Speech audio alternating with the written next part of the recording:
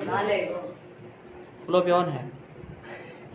आपका Manoj Kumar Yadav YouTube channel में स्वागत है। चाल तो गई। चैनल से जुड़े रहने के लिए आप चैनल को सब्सक्राइब करना जरूरी है। आज हम क्लास 10 के ट्रिग्नोमेट्री जो पढ़ रहे थे उसी का trigonometric ratios for some specific angles के बारे में अपन पढ़ेंगे।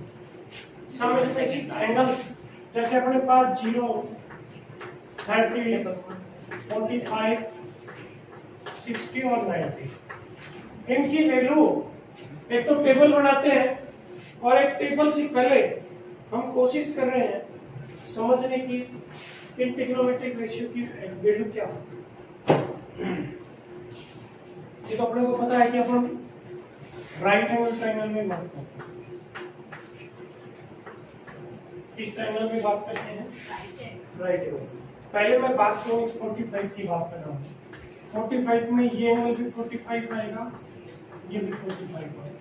आपको ट्रायंगल रो से पता है कि ट्रायंगल के 2 एंगल इक्वल है। जैसे ये दोनों इक्वल है तो दोनों साइड भी क्या आएंगे? इक्वल। जैसे मैंने ये a मान ली, ये a मान ली, तो ये कितनी आएगी पाइथागोरस थ्योरम से? a square plus a square का स्क्वायर रूट, यानी 2a स्क्वायर का स्क्वायर रूट, इसको आप लिखोगे रूट 2a, यानी ये तो रूट 2a, ये a और a। समझ गए हाइपोटेन्यूज कैसे है? क्लियर है? अब इसके आप जैसे कि साइन 45 आपके पास होता है पंडित बद्री प्रसाद, साइन होता है P upon H, P upon H। इस साइन 45 के लिए P क्या है? A और H क्या है? साइन 45 की वैल्यू क्या आ गई? cos 45 की निकालोगे, ये भी a अपॉन, क्योंकि ये क्या आती है b अपॉन h। tan 45 की आप निकालें, tan 45 क्या आएगा? b upon b।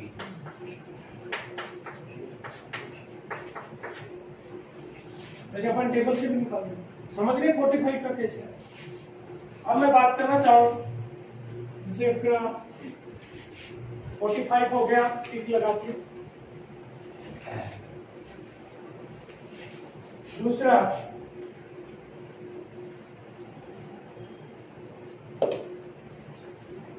मैं 0 डिग्री की बात करना चाह रहा हूँ, 0 डिग्री की बात करना चाह रहा हूँ, तो अपने को तो तीनों ही तो निकालने हैं। साइन 0, जो 3 निकालेंगे 3 इसके इनवर्स, इसलिए 3 पे बात करेंगे। जैसे ये एंगल थीटा है, इसके लिए ये P, ये B और ये H। अब एक बात बताओ, साइन बराबर क्या होता है? P upon H, P perpendicular. ये जो थीटा है, ध्यान से देखना, ये 0 है। 0 का मतलब इसी के बराबर सी आएगा। ये जो आपका हाइपोटेन्यूस है, ये नीचे झुकता जाएगा, नीचे झुकता जाएगा, इसी के ऊपर आएगा। तो ये आएगा क्या? परपेंडिकुलर नहीं आएगा। परपेंडिकुलर क्या हो जाएगा इसमें? 0।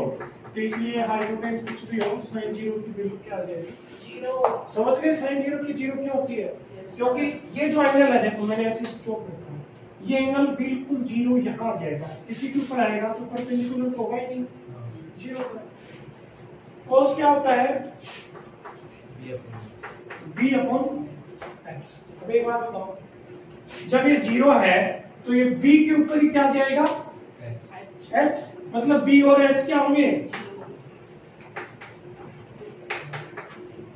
इक्वल। अरे ऐसे तो बनेगी ये ऐसे है। अब ये नीचे झुकती जाएगी तो ये यहीं आएगी, ऐसे नहीं कि ये बड़ी आ जाएगी, छोटी आ जाएगी। ठीक है। tan क्या होता है? P upon B। आपने P 0 निकाल लिया तो ये क्या है? यानी साइन 0 की वैल्यू 0, cos 0 की वैल्यू 1, tan 0 की वैल्यू 0। क्यों? ये समझ में आया?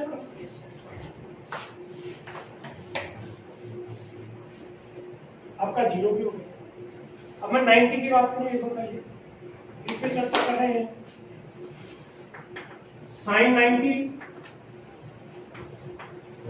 cos 90, tan 90, वो अपना P upon H, B upon H। देखिए ये वैसे 90 हो नहीं सकता, वैसे एंगल 0 भी ट्रायंगल में पॉसिबल नहीं होता है, लेकिन वैल्यू की बात करें कि ऐसी स्थिति हो तो क्या होता है, 0 90 पॉसिबल है। लेकिन ये मान लें 90 है, ये तो है ही आपके पास, थीटा यहां ले लिया, ठीक है, पहले वाला 90 के सामने हाइपोटेन्यूज होगा, ये तो हमेशा ये 90 ले लिया, 90 ले लिया, तो आप ये बताओ कि P और H क्या होंगे, बराबर होंगे, क्या होंगे, 90 का पड़ेगा ये, देखो ये ऐसे था, आप ना ये ऐसे आगे 90 जब बनेगा जब ये इसके नजदीक आ जाए, भाई जैसे ही इसको आप ऐसे आगे की तरफ ले जाओगे तो एंगल तो बढ़ता जाएगा, ये लाइन है ना डॉट डॉट लाइन, ये हाइपोटेन्यूज इसकी नजदीक आएगा, नजदीक आएगा यानी इसके बराबर आएगा, यानी P और H क्या आएंगे, बराबर आएंगे, और B क्या हो जाएगा, 0। तो जैसे ही नजदीक आएगी ना ये इसके नजदीक आएगी तो ये B तो 0 हो जाएगी, तो जहां भी B है वहां तो क्या रख दो, और P और H क्या आएंगे, बराबर का, इसलिए साइन 90 0, cos 90 सॉरी 1, tan 90 क्या आएगा, 0 से आप डिवाइड करोगे इनफाइनाइट क्या नॉट डिफाइंड आ जाएगा, समझ गए। उसमें अपन ने यहां जब 0 किया, जब 0 किया तब ये है ना ये इसके इक्वल आ गई नीचे की तरफ, इसको 90 किया तो किसकी इक्वल आ गई, 90 किया तो देखो ये इससे नीचे वाला यहाँ आ गया, 0 में लिया तो ये यहाँ, 0 करोगे तो परपेंडिकुलर 0 आ गई, और 90 करोगे तो बेस क्या आ गई, 0। क्लियर। अब 30 और 60 की बात करें,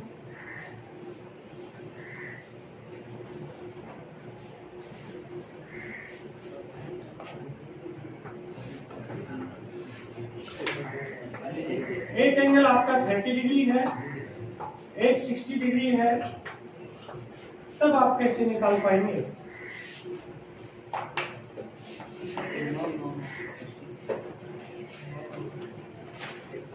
तब ये थोड़ा सा सोचना पड़ेगा। अब एक बात बताइए आप, ये साइड जैसे मैं ए मान लूं, ये ए मान लिया, बीसी मैंने क्या मान लिया, ए मान लिया, बीसी क्या मान लिया, और मैं निकालना चाह रहा हूं,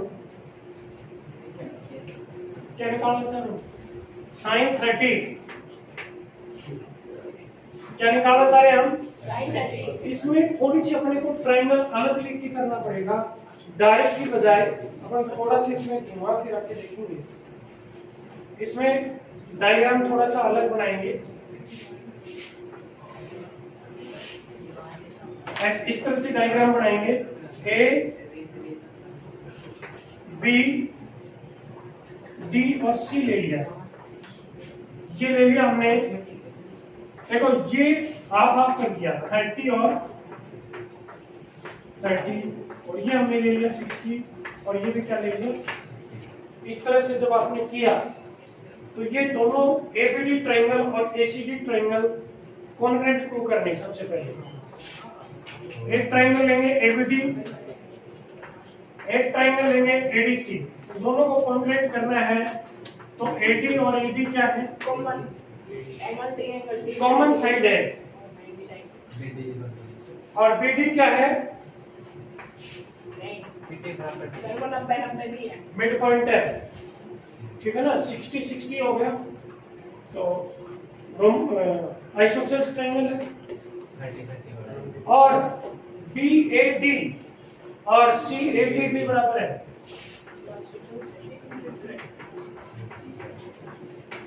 तो SAS रूल से ये दोनों ट्रायंगल क्या हो गए, कॉन्ग्रुएंट, दोनों ट्रायंगल क्या हो गए, कॉन्ग्रुएंट हो गए, जैसे कि ये साइड आपने मान ली 2a, आप देखना ध्यान से देखना, ये साइड क्या है 2a, ये भी कितनी है, ये कितनी आ जाएगी। अब ये जैसे निकाले आप, क्या निकाले, AD कैसे निकालोगे, ये हाइपोटेन्यूस है, शॉर्ट नहीं करना, हाइपोटेन्यूस का स्क्वायर माइनस बेस का स्क्वायर, क्या भी आपकी ये क्या भी √3, ये आपने 2a माना, ये a है, ये निकालेंगे परपेंडिकुलर, तो ये आएगी स्क्वायर √3a। अब आपका कुछ दिखाएं आप एंगल जैसे आप sin 30 निकाले, cos 30 निकाले, tan 30 निकाले, वो ध्यान से देखना, sin क्या होता है P/, cos होता है B/h, tan होता है P/, इस 30 के लिए बात कर रहे हैं, इसके लिए यह तो क्या हो गया परपेंडिकुलर तो क्या रख दोगे a, और हाइपोटेन्यूस क्या हो गया, a से a कट गया, sin 30 की वैल्यू कितनी आ गई, हाफ, इसके लिए b कौन सा हो गया √3a, और h कितना है, ये क्या गया √3a, tan 30 p, इसके लिए p तो था a और b क्या था 2a, समझ गए, क्लियर है ना। बेस क्या है, या गया 1/, ठीक है। अब इसी को मैं 60 की निकालना चाह रहा हूं, 60 में निकालें, जैसे sin 60, cos 60, tan 60, ये आएगा P/h, V/h, P/b। इस 60 की बात करें, इसके लिए P तो ये आएगा, क्या आएगा √3a, और ये आ गया 2a। B, इसके लिए P ये आया तो B ये आ गया, सॉरी B ये आ गया a, और H क्या आ गया P, इसके लिए P कितना है, और B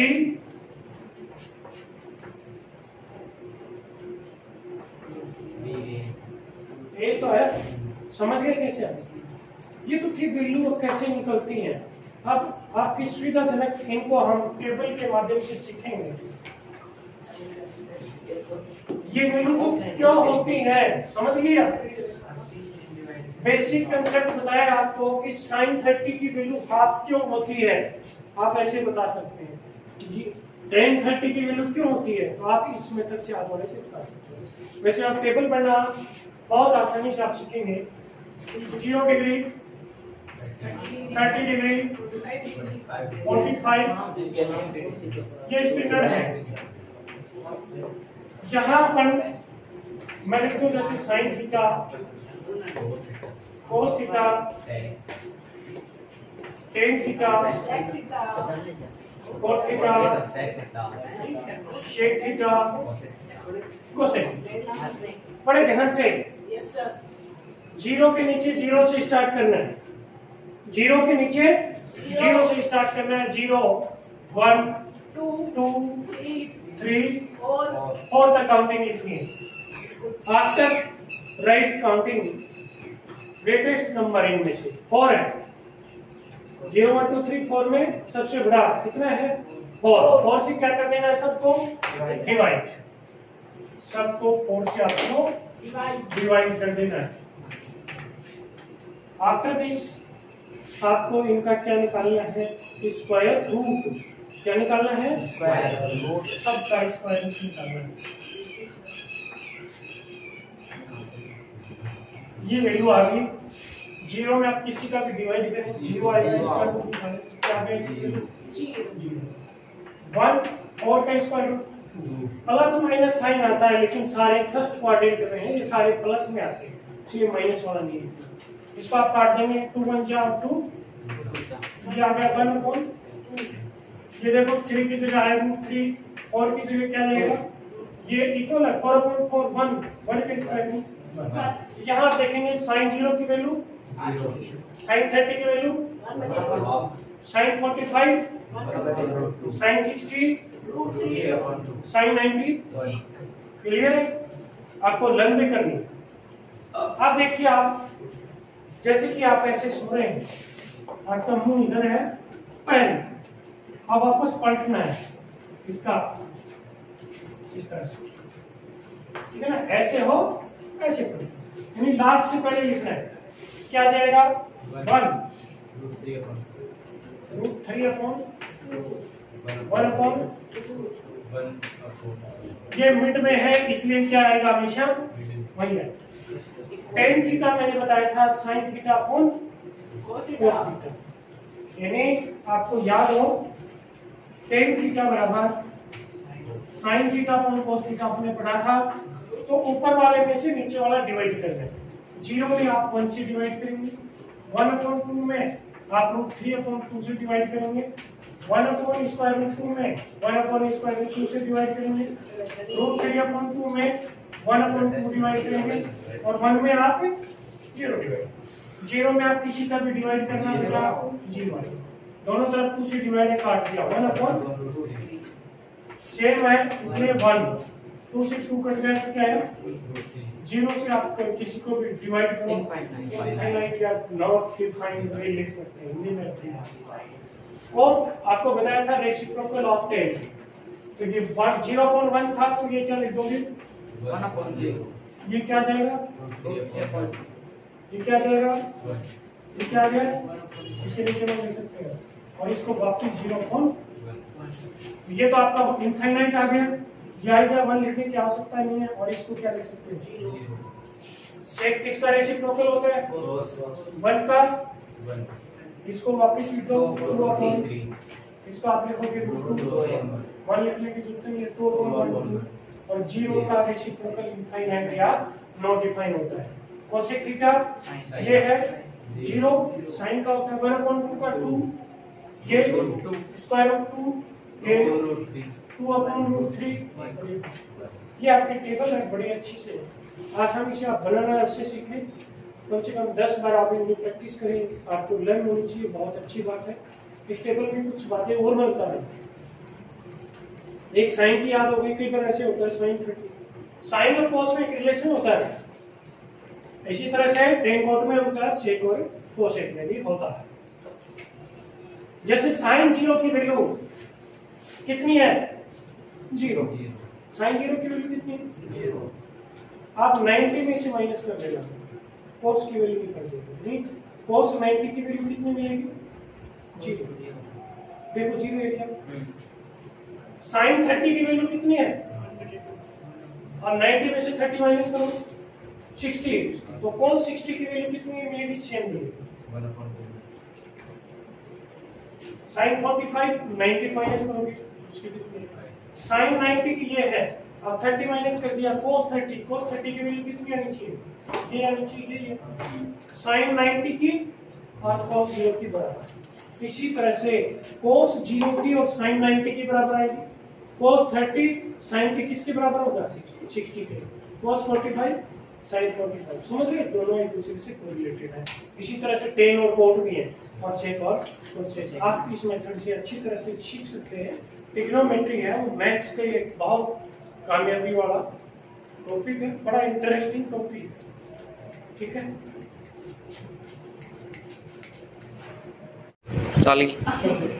कोसेक 0 की वैल्यू ये साइन की रेसिप्रोकल होती है, और ये आएगी 1/0, इसको लिखेंगे अपन इनफाइनाइट, क्या करेंगे करेक्शन कर लेना, ये वैल्यू आएगी इनफाइनाइट।